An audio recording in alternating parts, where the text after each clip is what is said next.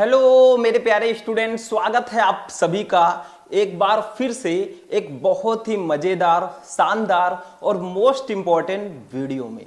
Student, आज का जो ये वीडियो है ये 12th केमिस्ट्री का एक बहुत ही ज्यादा इंपॉर्टेंट वीडियो है। बहुत सारे स्टूडेंट हमारे कमेंट कर रहे थे, सर आप 12th केमिस्ट्री के कुछ ऐसे मोस्ट इंपॉर्टेंट क्वेश्चन आंसर को बताइए जो हमारे बोर्ड एग्जाम में 3 से 4 नंबर में आते हैं। यानी कि बोले तो 12th केमिस्ट्री के महत्वपूर्ण लघु उत्तरीय प्रश्नों को लेकर आइए। तो आप बुलाएं और हम ना आए, ऐसा तो हो ही नहीं सकता। तो आज मैं आपके लिए लेकर आया हूं क्लास 12 केमिस्ट्री 2025 बोर्ड एग्जाम के लिए 5 सबसे मोस्ट इंपॉर्टेंट क्वेश्चन आंसर। और सबसे खास बात क्या है भैया कि जो ये आपके 5 क्वेश्चन हैं ये आपके केमिस्ट्री के पेपर में 3 नंबर और 4 नंबर में आते हैं। यानी कि बोला जाए तो लघु उत्तरीय प्रश्न हैं ये। और सबसे स्पेशल बात यह है कि हम चैप्टर 1 से लेकर चैप्टर 3 तक के क्वेश्चन को पढ़ेंगे। क्वेश्चन 5 होंगे, चैप्टर 3 होंगे, तो ये क्वेश्चन बहुत ही ज्यादा इंटरेस्टिंग होंगे। और आपको बताइए कि हमारा जो स्टार्टिंग का 3 चैप्टर है 1, 2, 3 इसमें न्यूमेरिकल्स हैं भैया, तो इसमें आपको न्यूमेरिकल भी मैं बताऊंगा। तो वीडियो बहुत ज्यादा इंपॉर्टेंट है, आपको करना कुछ नहीं है, बस लास्ट तक देखना है, मजा आएगा। और मजा करते करते हम लोग पढ़ेंगे ताकि बहुत अच्छे से आपकी तैयारी हो जाए, अब की बार 95% पार। चलिए देखते हैं मेरे प्यारे स्टूडेंट, सबसे पहला क्वेश्चन देखो। फर्स्ट क्वेश्चन जो हमारा है ये एक न्यूमेरिकल ही है, ये न्यूमेरिकल है विलयन चैप्टर का। और मैंने आपको बताया है मेरे प्यारे छात्रों कि विलयन, विद्युत रसायन और रासायनिक बलगतिकी, इन तीनों चैप्टर में न्यूमेरिकल्स तो होंगे ही, बाकी चैप्टर में न्यूमेरिकल है ही नहीं। तो 3 चैप्टर के न्यूमेरिकल को पढ़ लो, काम खत्म हो जाएगा। सिंपल सा बात है। देखो फर्स्ट क्वेश्चन देख के मत डरना, क्वेश्चन को देख के मत डरना, मैं अभी स्टेप बाय स्टेप बहुत आसानी से सॉल्व कराऊंगा, बस बने रहो। देखो 0.707 ग्राम कार्बनिक यौगिक को 10 ग्राम एसीटोन में घोलने पर क्वथनांक में वृद्धि 56.88 डिग्री सेल्सियस पाई गई। पहले इसको पढ़ते हैं, फिर जो दिया गया उसको लिखेंगे, फिर फॉर्मूला लगाएंगे, आंसर आ जाएगा। देखो कार्बनिक यौगिक का अणुभार ज्ञात कीजिए, आपको अणुभार निकालना है। एसीटोन का क्वथनांक 56.38 डिग्री सेल्सियस तथा आणविक उन्नयन स्थिरांक, आणविक उन्नयन स्थिरांक क्या है? मोलल उन्नयन स्थिरांक जिसको हम लोग बोलते हैं, दोनों सेम ही है। ये हमें दिया गया 16.7 degree kelvin kilogram mole inverse है। अब पहले समझो इस न्यूमेरिकल को। देखो 0.707 ग्राम एक कार्बनिक यौगिक है जिसका नाम नहीं दिया गया है। अरे नाम दिया जाता तो हम लोग अणुभार निकाल नहीं लेते, ठीक है, इसीलिए नाम नहीं दिया गया है। इसको 10 ग्राम एसीटोन में घोला गया है। अब इसमें आप लोग बताओ विलेय क्या है और विलायक कौन सा है? ये विलेय है कि ये विलेय है? बताओ। ये 10 ग्राम। देखो भैया विलयन में जिसकी मात्रा कम होती है वो विलेय होता है, जिसकी मात्रा ज्यादा होती है वो विलायक होता है। तो ये सिर्फ 0.707 ग्राम है, मतलब 1 ग्राम भी नहीं है, तो ये विलेय होंगे ना, इसकी मात्रा कम है। और ये भैया 10 ग्राम एसीटोन है, ये विलायक होगा। इतना समझ में आया? अब देखो क्या कहा जा रहा है।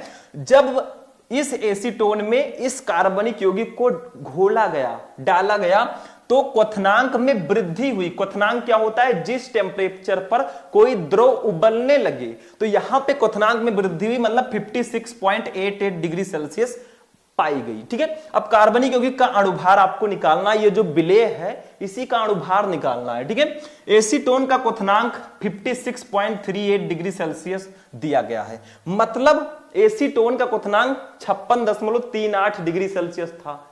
जब हमने इसमें 0.707 ग्राम कार्बनिक यौगिक को घोला तब इसकी क्वथनांक बढ़ गई, 56.88 डिग्री सेल्सियस हो गई।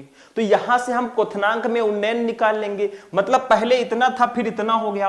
अब हम कैसे निकालेंगे कि कितना क्वथनांक बढ़ा? तो इसमें से ये घटा दोगे, डेल्टा टीबी आपका आ जाएगा। अभी मैं समझाऊंगा। मोलल उन्नयन स्थिरांक की वैल्यू भी दी गई है, तो जो दिया गया उसको पहले लिखते हैं, फिर हम सॉल्व करेंगे, टेंशन मत लेना। ठीक है, ठीक है, चलिए एक एक को हम लोग लिखते हैं। तो देखो स्टूडेंट, सबसे पहले हमें दिया गया है 0.707 ग्राम कार्बनिक यौगिक, यानी कि विलेय का भार हमें दिया गया है।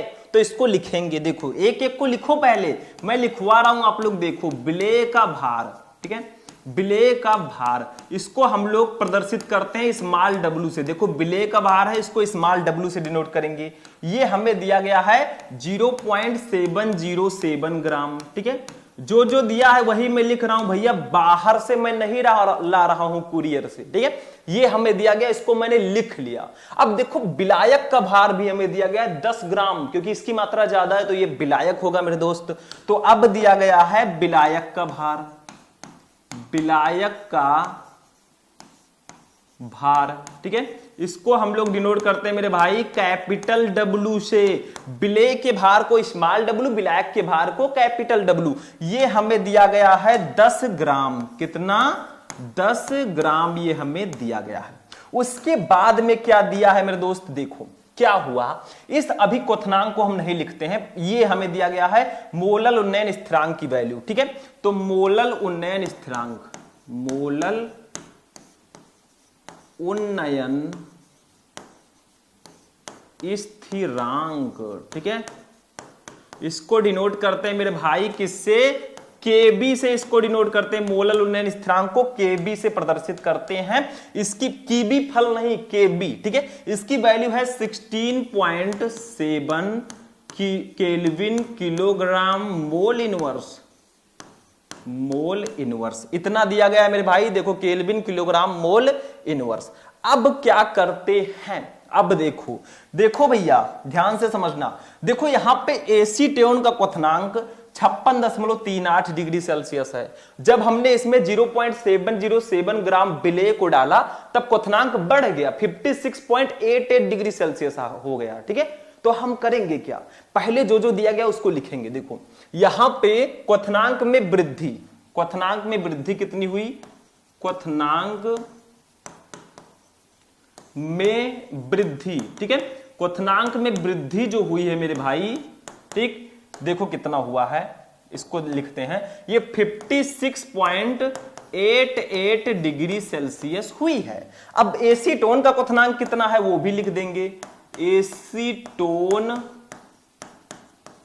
का क्वथनांक, ठीक है, एसीटोन का भी क्वथनांक लिख देंगे। ये हमें दिया गया है मेरे भाई, जब इसको नहीं घोला गया था तब ये 56.38 डिग्री सेल्सियस था एसीटोन का क्वथनांक, देखो ये, ठीक है। अब हम करेंगे क्या, देखो पहले इसका क्वथनांक 56.38 था, जब हमने इसमें विलेय डाला तो 56.88 हो गया।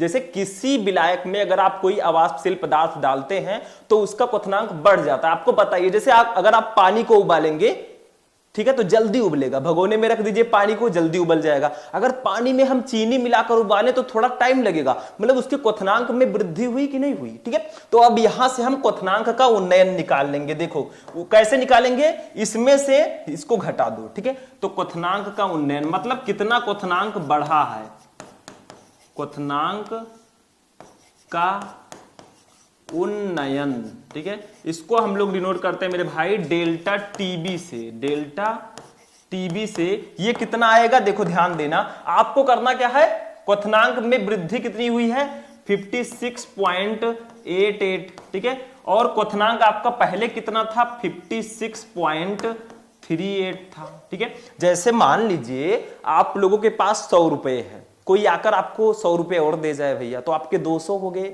अब कोई आपसे पूछे कि उसने आपके पास कितना पैसा था, तो उसके में से अपना घटा दो, 100 रुपया था आपके पास, ठीक है। तो ये आपका हो गया। यहां से डेल्टा टीबी अगर हम लोग निकालेंगे, डेल्टा टीबी, तो वो जो हमारा आएगा, जब आप मेरे दोस्त 56.88 में से 56.38 को घटाएंगे तो ये 0.5 डिग्री सेल्सियस आएगा डेल्टा टीबी।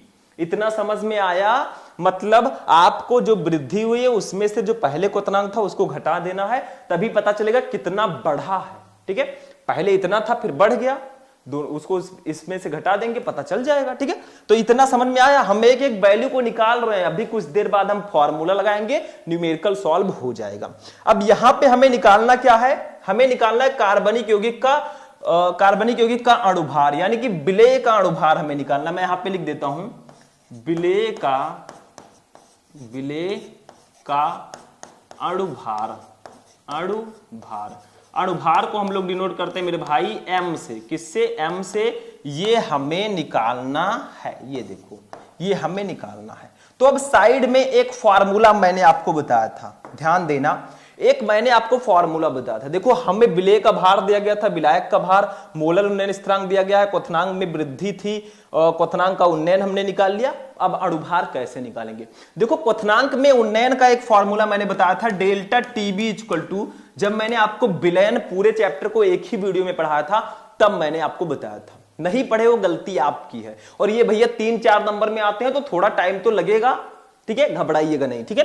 तो डेल्टा टीबी इक्वल टू एक फॉर्मूला आपका होता है 1000 into KB into small W अपान, ठीक है, अपान एम इंटू कैपिटल डब्लू। ये आपका फॉर्मूला होता है किसका?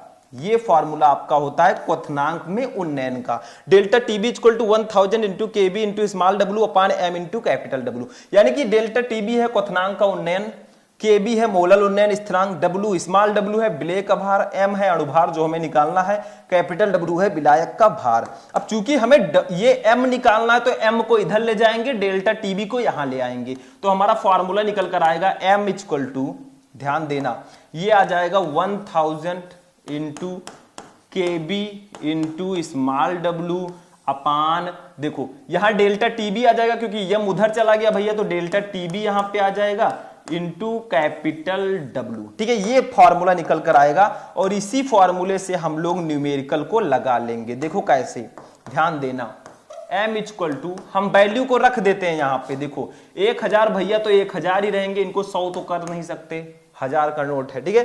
केबी की वैल्यू देखो ये दिया गया है 16.7,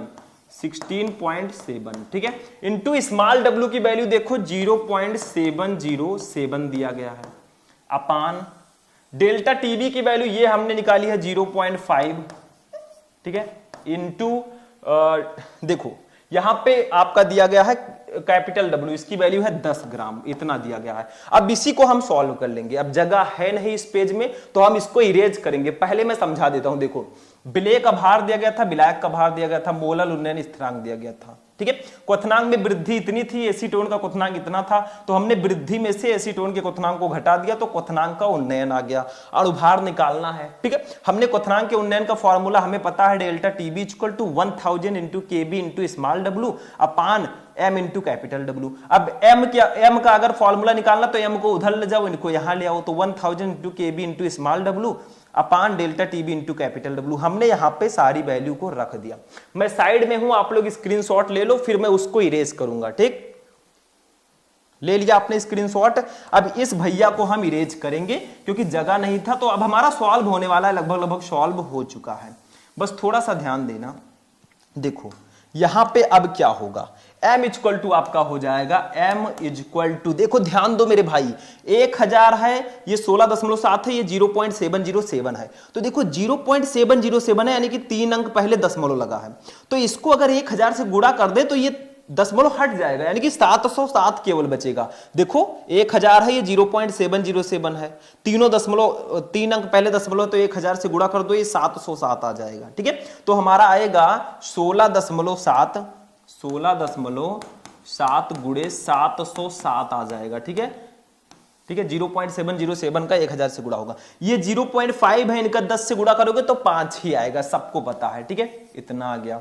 अब इसको हम लोग गुणा कर देते हैं, देखो देखो जब आप इसका गुणा करेंगे तो m इक्वल टू आपका आएगा, देखो 16.7 है, ठीक है, इंटू 707 है, दोनों का गुणा करेंगे तो 11,806.9 आएगा, अपान नीचे 5 है, ठीक है। अब आप लोग 11,806.9 को जब 5 से डिवाइड करोगे तो आपका आएगा 2361 ठीक है 38, इतना आएगा लगभग, ठीक। ये अणुभार आ जाएगा, देखो m इक्वल टू आपका हो जाएगा, ध्यान देना, 2361.38, ठीक है, ग्राम में आएगा क्योंकि ये अणुभार है, 2361.38 ग्राम, ठीक है। इसको हम लोग हाईलाइट कर देंगे, यही हमारा अणुभार आ जाएगा, क्योंकि कार्बनिक यौगिक का अणुभार निकालना था।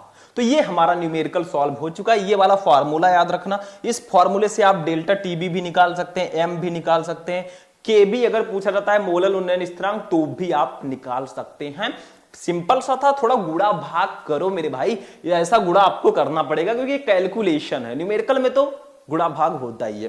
तो इसको आप लोग नोट करो, फिर हम नेक्स्ट क्वेश्चन पे चलेंगे। ठीक, नोट हो गया स्टूडेंट, इसको मैं इरेज करता हूं और हम देखते हैं अपना सेकंड क्वेश्चन। चलो हटाते हैं इसको, समझ में आ गया ना, कुछ था नहीं मेरे भाई, फिर से देख लेना, समझ में आ जाएगा। चलो नेक्स्ट क्वेश्चन देखते हैं क्या है।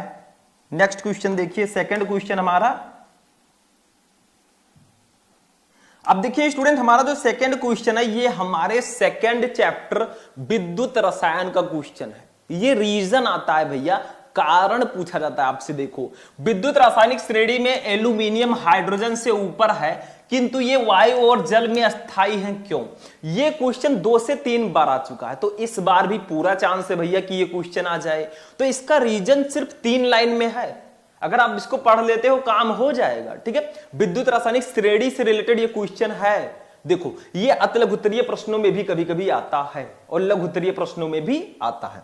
देखो, विद्युत रासायनिक श्रेणी, इलेक्ट्रोकेमिकल सीरीज जो होता है, इसमें एल्यूमिनियम हाइड्रोजन से ऊपर है, किंतु ये वायु और जल में अस्थायी है, क्यों ऐसा है? देखो, सिंपल सा इसका रीजन है। यद्यपि विद्युत रासायनिक श्रेणी में एल्यूमिनियम हाइड्रोजन से ऊपर है, माना कि विद्युत रासायनिक श्रेणी में, मानना नहीं है, रियलिटी है। ठीक है, विद्युत रासायनिक श्रेणी में एल्यूमिनियम हाइड्रोजन से ऊपर है, हम भी मान रहे हैं। ठीक है, किंतु यह वायु और जल में अस्थायी है, क्योंकि अब देखो इसका मेन रीजन क्या है। क्योंकि यह गर्म जल या जलवायु के साथ उच्च ताप पर क्रिया करता है और साधारण ताप पर जल के साथ इसकी क्रिया मंद होती है। ठीक है, मतलब एल्यूमिनियम हाइड्रोजन से ऊपर है, किंतु ये वायु और जल में अस्थायी इसलिए है एल्यूमिनियम, क्योंकि ये गर्म जल या जलवायु के साथ उच्च ताप पर क्रिया करता है और साधारण ताप पर जल के साथ इसकी क्रिया मंद होती है। यही कारण है कि विद्युत रासायनिक श्रेणी में एल्यूमिनियम हाइड्रोजन से ऊपर है, फिर भी वायु और जल में अस्थायी है। बस इतना सा रीजन है,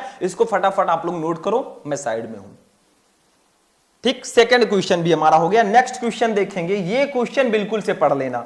ये क्वेश्चन तो मैं आपको पहले भी पढ़ा चुका हूं, चलो एक बार फिर से हम रिवाइज करते हैं। अभी ट्रेलर है, पिक्चर अभी बाकी है, इसके बाद भी क्वेश्चन है, न्यूमेरिकल भी है, तो ध्यान से समझना। देखो क्वेश्चन क्या है, कोलरोस का नियम क्या है और इसके अनुप्रयोग क्या है, दोनों मैं आज आपको बताऊंगा। देखो, कोलरोस का नियम है क्या, सिंपल सा, देखो विद्युत रसायन चैप्टर का ही क्वेश्चन है। इस नियम के अनुसार किसी विद्युत अपघट्ट की अनंत तनुता पर चालकता, मतलब कोई भी विद्युत अपघट्ट ले लीजिए, उसकी जो मोलर चालकता होती है अनंत तनुता पर, ठीक है, इसके धनायनों तथा ऋणायनों की मोलर चालकताओं के योग के बराबर होती है। मतलब उसके धनायन और ऋणायन के मोलर चालकताओं के योग के बराबर होगी। सिंपल सा है, जैसे देखो यहां पे हम ले लेते हैं एक, जैसे लैम्डा, ठीक है, लैम्डा एम इनफाइनाइट ऊपर कर दीजिएगा क्योंकि अनंत तनुता है। ठीक है, तो lambda M H C L, यानी कि HCl आपका हो गया विद्युत अपघट्ट।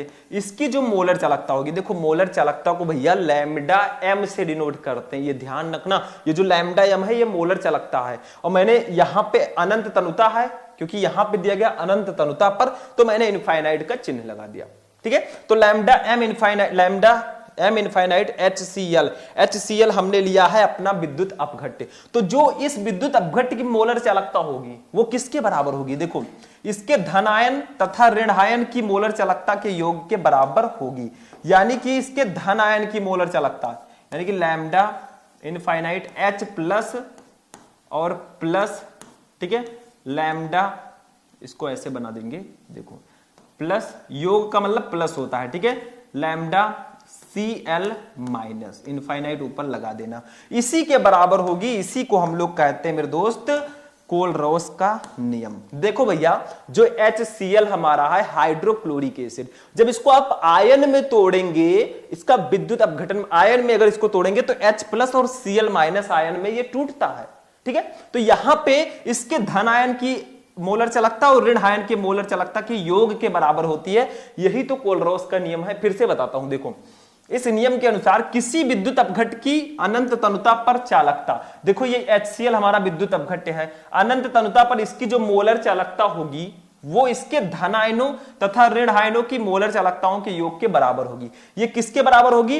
इसके धन आयन की मोलर चालकता और ऋण आयन की मोलर चालकता के योग के बराबर होगी। तो HCl जो है, इसका जो धन आयन है H+ है, इसकी मोलर चालकता, और जो इसका ऋण आयन है Cl-, इसकी मोलर चालकता के योग के बराबर है, मतलब बीच में प्लस लगा हुआ है। तो यही होगा आपका कोलरॉस का नियम। बस हो गया, सिंपल सा है, इसको भी नोट करिए फटाफट। ठीक, थोड़ा सा और है, इसके अनुप्रयोग को देख लेते हैं। कोलरॉस के नियम के अनुप्रयोग क्या है? Applications of कोलरॉस law. देखो, अनंत तनुता पर दुर्बल विद्युत अपघट्ट की मोलर चालकता ज्ञात करना, मतलब कोलरॉस के नियम की सहायता से हम अनंत तनुता पर दुर्बल विद्युत अपघट्ट की मोलर चालकता ज्ञात कर सकते हैं। दूसरा, दुर्बल विद्युत अपघट्टों के वियोजन की मात्रा की गणना भी हम इससे कर सकते हैं। तो ये दो मेन अनुप्रयोग हैं, इसको आप लोग नोट करिए फटाफट। हम लोग आगे बढ़ते हैं। अभी तो ट्रेलर है, आगे और भी क्वेश्चन है जो बहुत इंपॉर्टेंट है। अभी तो रासायनिक बलगतिकी का न्यूमेरिकल बाकी है, उसको भी लगाएंगे। ठीक है, चलो इसको हटाते हैं। एक और क्वेश्चन हम देख लेते हैं, रासायनिक बलगतिकी चैप्टर का है। ये देखो, ये क्वेश्चन शायद कुछ स्टूडेंट कंफ्यूज हो जाए। इस क्वेश्चन में बहुत सारे स्टूडेंट हैं जो कंफ्यूज होते भी हैं। देखो, निम्न अभिक्रिया की कोटि और वेग स्थिरांक का मात्रक ज्ञात कीजिए। वेग स्थिरांक की इकाई कहिए चाहे वेग स्थिरांक का मात्रक बोलिए। देखो, ये जो आपकी अभिक्रिया है, इसकी कोटि आपको निकालनी है, ये किस कोटि की है और इसके वेग स्थिरांक का मात्रक क्या होगा। जैसे अगर ये प्रथम कोटि की होगी तो सेकंड इनवर्स, अगर ये शून्य कोटि की होगी तो mole litre inverse second inverse. ठीक है, ये होगा। तो देखो ध्यान से समझो मेरे दोस्त, देखो कौन सी अभिक्रिया है ये। देखो, H2+Cl2 हाइड्रोजन और क्लोरीन की अभिक्रिया हम प्रकाश की उपस्थिति में कराते हैं तो हाइड्रोक्लोरिक अम्ल बनता है HCl। अब भैया ये प्रकाश की उपस्थिति में रिएक्शन हो रहा है, जो रिएक्शन प्रकाश की उपस्थिति में होता है वो शून्य कोटि की अभिक्रिया होती है। क्यों? क्योंकि इसमें जो अभिक्रिया का वेग है वो अभिकारक की सांद्रता पर निर्भर नहीं करता। ये जो आपका H2 और Cl2 है, जब रिएक्शन होगा तो इसकी सांद्रता में कोई परिवर्तन नहीं होता, यानी कि इस अभिक्रिया में अभिक्रिया का वेग जो है वो अभिकारक की सांद्रता पर डिपेंड नहीं करता है। इसीलिए ये अभिक्रिया शून्य कोटि की होगी, क्योंकि ये प्रकाश की उपस्थिति में हो रही है। तो ज्यादातर जो प्रकाश की उपस्थिति में होने वाली अभिक्रियाएं हैं वो शून्य कोटि की ही होती है। ठीक है, रीजन क्या है? क्योंकि इसमें अभिक्रिया का वेग अभिकारक की सांद्रता पर निर्भर नहीं करता। ये अभिकारक है, ये उत्पाद है। ठीक है, अब देखो यहां से अगर हम लोग अभिक्रिया का वेग निकालें, अभिक्रिया का वेग अगर हम लोग निकालें तो यहां पे इसका जो वेग होगा उसको मैं बता देता हूं। इसका जो वेग होगा वो होगा K H2 के ऊपर 0 रहेगा भैया, क्योंकि इसकी सांद्रता पर ये निर्भर नहीं करता, और Cl2 के ऊपर भी 0 रहेगा। इसीलिए ये अभिक्रिया शून्य कोटि की होगी। 0 और 0 जुड़ेगा तो 0 होगा। ये अभिक्रिया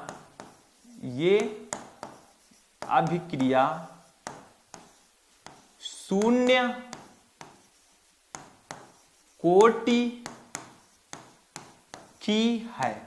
ठीक है, ये अभिक्रिया शून्य कोटि की है। और शून्य कोटि की अभिक्रिया के लिए जो वेग स्थिरांक का मात्रक होता है वो होता है मेरे भाई, उसको मैं लिख देता हूं मोल लीटर इनवर्स, मोल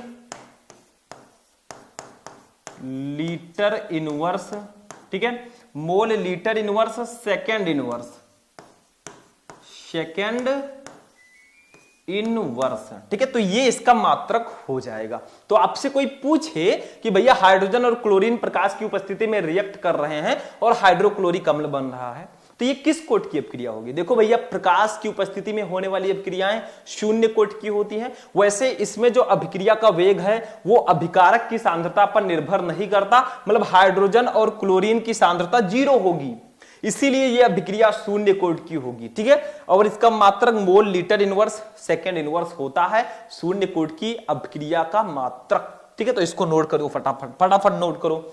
इसको मैं इरेज करने जा रहा हूं, फिर नेक्स्ट क्वेश्चन देखेंगे। चलो इसको मैं हटाता हूं और अपने नेक्स्ट क्वेश्चन पे आते हैं जो रासायनिक बलगतिकी चैप्टर का एक बहुत ही ज्यादा इंपॉर्टेंट न्यूमेरिकल है। ठीक है, तो इसको मैं हटाऊंगा और आगे बढ़ेंगे हम लोग। नेक्स्ट क्वेश्चन देखिए क्या है, नेक्स्ट क्वेश्चन देखते हैं क्या है, अपना 5 नंबर क्वेश्चन जो हमारा लास्ट क्वेश्चन होगा। नेक्स्ट क्वेश्चन, अब देखो मेरे प्यारे स्टूडेंट, हमारा जो नेक्स्ट क्वेश्चन है ये एक न्यूमेरिकल है और लिख कर ले लो मेरे भाई, ये न्यूमेरिकल आपके बोर्ड एग्जाम में आता ही आता है, ये आएगा या इसी से रिलेटेड न्यूमेरिकल आएगा। ठीक है, बस ध्यान से समझना इस न्यूमेरिकल को, बहुत इंपॉर्टेंट है। 3 नंबर 4 नंबर में फिक्स होता है लगभग लगभग। रासायनिक बलगतिकी चैप्टर का न्यूमेरिकल है। देखो, प्रथम कोटि की अभिक्रिया का अर्ध आयु काल 60 मिनट है। अर्धायु काल का मतलब जब अभिक्रिया का आधा भाग पूर्ण होता है, ठीक है, उसको अर्धायु काल बोलते हैं। 60 मिनट है। कितने समय में अभिक्रिया का 90% भाग पूर्ण होगा? अर्धायु काल का मतलब जब 50% अभिक्रिया पूरी होती है। तो मतलब प्रथम कोटि की अभिक्रिया का जो अर्धायु काल है, यानी कि 50% जो अभिक्रिया है वो 60 मिनट में पूरा होता है। तो कितने समय में अभिक्रिया का 90% भाग पूरा होगा, ये आपसे पूछा जा रहा है। अब 90% की जगह पर 80 आ जाए, 70 आ जाए तो भी आप लगा लेंगे, जैसा मैं बताऊंगा इसकी ट्रिक की सहायता से। देखो, सबसे पहले हमें दिया गया है यहां पे अर्ध आयु काल। अर्ध आयु काल को हम लोग डिनोट करते हैं टी हाफ से। टी हाफ ऐसे लिखते हैं, ये अर्ध आयु काल है भैया। ये दिया गया है 60 मिनट। ठीक है, अब यहां से हम वेग स्थिरांक निकाल लेंगे। देखो, अर्ध आयु काल आपको दिया गया है, एक फार्मूला होता है प्रथम कोटि की अभिक्रिया के लिए वेग स्थिरांक का एक फार्मूला होता है, K इक्वल टू आपका होता है, ध्यान देना थोड़ा सा, 0.69, ठीक है, 32 अपान टी हाफ।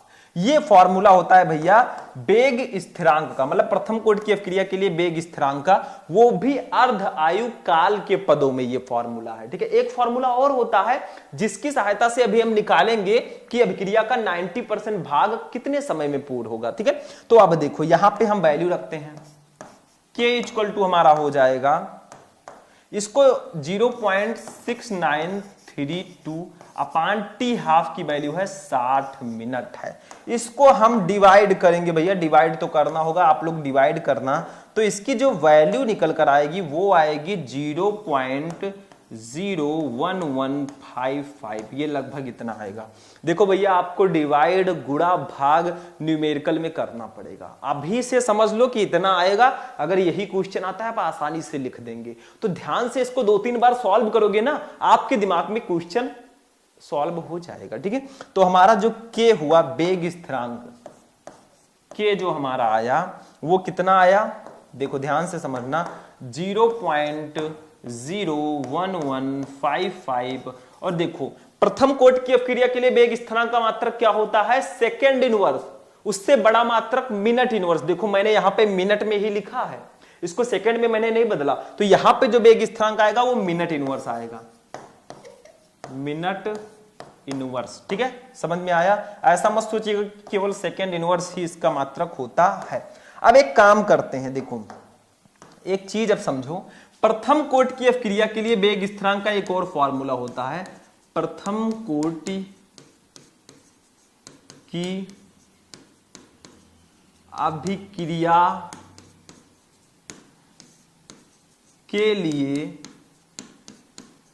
के लिए वेग स्थिरांक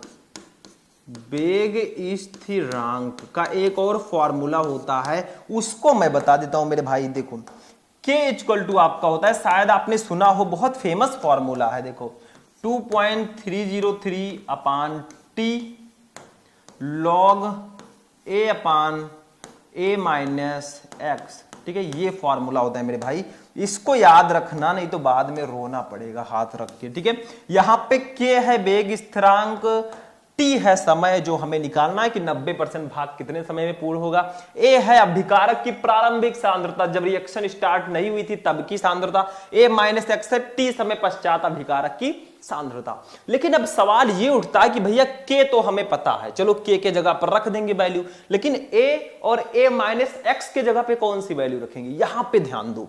देखो, A है अभिकारक की प्रारंभिक सांद्रता, तो माना अभिकारक की प्रारंभिक सांद्रता, ठीक है, प्रारंभिक सांद्रता, वो तो आपको पता ही है कि A है। अब A की वैल्यू हम हमेशा 100 लेंगे। देखो जब रिएक्शन स्टार्ट नहीं हुआ था प्रथम कोट की अभिक्रिया, तो इसकी जो सांद्रता थी वो 100% थी, तो A के जगह पर हम 100 रखेंगे। अब T समय पश्चात, देखो A माइनस एक्स है T समय पश्चात अभिकारक की सांद्रता, तो इसके जगह पर क्या रखेंगे, तो देखो T समय पश्चात अभिकारक की सांद्रता, इसको हम लोग डिनोट करते हैं मेरे भाई A माइनस एक्स से। इसके जगह पर क्या रखेंगे, देखो ध्यान दो, अब यहां पे थोड़ा सा दिमाग लगाओ। देखो A आपका है प्रारंभिक सांद्रता, इसके जगह पर 100 रख देंगे। X के जगह पर क्या रखेंगे, देखो जितने परसेंट भाग आपको निकालना है, जैसे अभिक्रिया का 90% भाग कितने समय में पूर्ण होगा, तो यहां पे हम 90 रखेंगे, ठीक है, मतलब 100 में से 90 घटाएंगे। अगर यहाँ पे 80% भाग होता तो 100 में से 80 घटाते, ठीक है। तो A के जगह पर 100 ही रखेंगे, X के जगह पर जितना परसेंट भाग पूछा जा रहा है उसको रख देना है, ठीक है। तो फाइनली हमारा A minus X equal to जो आएगा वो आ जाएगा 100 में से 90 घटा दो तो 10 ही तो आएगा। चलो 10 आ गया ये, ठीक है। अब वैल्यू हमें सब पता है, अब हम न्यूमेरिकल को इस साइड में जरा लगा देते हैं, थोड़ा सा टाइम लेंगे, थोड़ा सा साइड में देखो इसके जगह पर वैल्यू रखते हैं। देखो K की वैल्यू हमें दी गई है, वहां पे देखो वो निकाला है मैंने K के जगह पर, इस फॉर्मूले पर हम वैल्यू रख लें। K की वैल्यू है 0.1155 इक्वल टू आपका हो जाएगा, देखो ध्यान देना, थोड़ा सा जगह कम है, चलो करते हैं 2.303 अपान टी, ठीक है, लॉग, देखो A की वैल्यू है 100, चलो 100 रख दिया, नीचे A माइनस एक्स की वैल्यू है 10, ठीक है, तो 10 रख दिया। अब 100 को जब आप 10 से डिवाइड करोगे तो 10 ही तो आएगा, हाँ बिल्कुल 10 आएगा। तो मैं यहां पे क्या करता हूं, अब एक काम करो, इस t को इधर ले जाओ, इसको इधर ले आओ, ठीक है, क्योंकि ये हमें इधर लाना है, हमें t निकालना है समय, तो t इक्वल टू आपका हो जाएगा, थोड़ा सा ध्यान देना मेरे भाई, 2.303 अपान 0.01155 ये इतना होगा, ठीक है, इनटू log 10, देखो यहां पे बचा है सिर्फ log 10 बचा है, देखो 10 का 100 का 10 से भाग दोगे तो 10 ही आएगा, ठीक है। तो अब यहां से हमारा t आ जाएगा, अप्रॉक्स t कितना आएगा, देखो चूंकि एक चीज और ध्यान रखिए, यहां पे मैं लिख देता हूं, काफी इंपॉर्टेंट टर्म है, चूंकि log 10 की जो वैल्यू होती है मेरे भाई वो 1 होती है, कितनी होती है वो, log 10 की वैल्यू जो होती है वो 1 होती है, तो log 10 के जगह पर 1 कर देंगे तो हमारा फाइनली यहां पे बचेगा, देखो ध्यान देना, हमारा बचेगा t इक्वल टू, देखो t इक्वल टू बचा हमारा, जब log 10 1 हो जाएगा तो हमारा बचेगा 2.303 अपान 0.01155, ये इतना बचा, ठीक है। अब हम इसी को डिवाइड कर देंगे, देखो log 10 के जगह पर तो 1 हो गया, ठीक है, तो यहां पे हमारा जो t आएगा समय, मतलब 90% भाग कितने समय में पूरा होगा, तो t की वैल्यू जो आएगी जब इसको हम डिवाइड करेंगे मेरे भाई, तो ये आएगा लगभग 199.39 इतना आएगा। देखो 2.303 को 0.01155 से डिवाइड करोगे तो 199.39 मिनट आपका आंसर आएगा, मिनट, ठीक है, और यही आंसर भी हो जाएगा, देखो यही हमारा आंसर भी हो जाएगा, ये 199 मिनट में लगभग पूरा होगा। मतलब प्रथम कोटि की अभिक्रिया का अर्धायुकाल अगर 60 मिनट है तो 199.39 मिनट में अभिक्रिया का 90% भाग पूरा हो जाएगा। इसको मैं थोड़ा सा रिवाइज करता हूं, देखो फिर से थोड़ा सा, बहुत इंपॉर्टेंट न्यूमेरिकल है तो थोड़ा रिवाइज कर देता हूं। देखो आपको अर्धायुकाल दिया गया था टी हाफ 60 मिनट, वेग स्थिरांक हमने निकाल लिया अर्धायुकाल वाला फॉर्मूला लगाकर, तो हमारा वेग स्थिरांक आया 0.01155 मिनट इनवर्स। अब प्रथम कोटि की अपक्रिया के लिए वेग स्थिरांक का formula k equal to 2.303 upon T log A upon A minus X. यहां पे ए है अभिकारक की प्रारंभिक सांद्रता, इसकी वैल्यू मैंने 100 रखी। टी समय पश्चात अभिकारक की सांद्रता ए माइनस एक्स जो होगा वो 100 में से 90 घटा देंगे, क्योंकि हमें 90% भाग निकालना है, तो ए माइनस एक्स की वैल्यू 10 आ जाएगी। ठीक है, अब यहां पे के की वैल्यू मैंने इस फॉर्मूले पर वैल्यू रखा। ठीक है, के की वैल्यू यहां पे लॉग 100 अपान 10 हो गया। T equal to 2.303 upon 0.01155 into log 10। Log 10 की वैल्यू 1 होती है, तो टी इक्वल टू 2.303 अपान 0.01155 हो गया। ठीक है, इसको कट किया हमने तो 199.39 मिनट आ गया। अब इसको मैं इधर कर देता हूं, आप लोग नोट कर लीजिए पहले इसको, या स्क्रीनशॉट ले लीजिए। ठीक है, तो ये स्टूडेंट हमारा न्यूमेरिकल हो चुका है। मैं साइड में था, आप लोगों ने स्क्रीनशॉट भी ले लिया होगा। तो ये हमारा लास्ट क्वेश्चन भी था। आज का ये क्लास हमारा यहीं पर फिनिश होगा। कैसा लगा आपको ये क्लास कमेंट करके बताना, और ऐसा क्लास बार बार नहीं मिलेगा, इसलिए वीडियो को लाइक कर देना, चैनल पर नए चैनल को सब्सक्राइब कर देना, और कमेंट में बता देना सर हमें और भी क्लासेस चाहिए, तो मैं आपको प्रोवाइड करा दूंगा, क्योंकि मैं आपके लिए हमेशा अवेलेबल रहता हूं। तो आज का क्लास कैसा लगा, चलिए मिलते हैं हम लोग नेक्स्ट वीडियो में नेक्स्ट टॉपिक के साथ। तब तक के लिए जय हिंद।